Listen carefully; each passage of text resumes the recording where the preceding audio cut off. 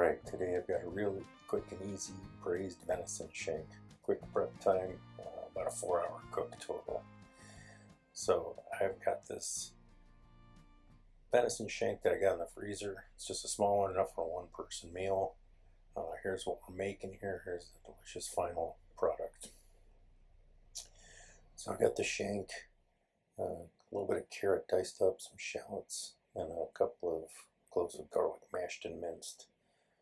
I'm going to start out, I got a little 8-inch cast iron skillet and a tablespoon of olive oil, and I'm going to saute these vegetables in there until they're just tender, kind of stirring them as we go.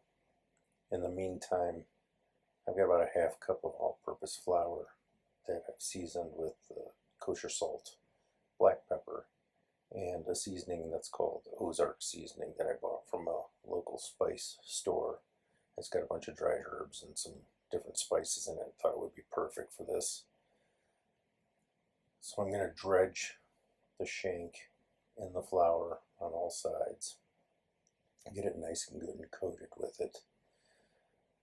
This shank, I removed the silver skin before I started using it. Sometimes that can be a little bit tough. So with the vegetables removed from the pan, I'm going to go in and I'm going to brown each side of it. Nice sear on each side, on the top as well. Kind of sealing these juices when we start cooking. So once that's done, it goes into this little crock pot here with another clove of garlic. And I'm deglazing the pan with some beef stock. So make sure you kind of stir around, get all the bits off the bottom of the pan, and then pour that over top of the shank. Hit the veggies back and some rosemary over high heat for an hour. After an hour, add some potatoes, drop the heat to low, cover, and go 3 more hours. And here we are, falling off the bone. Delicious.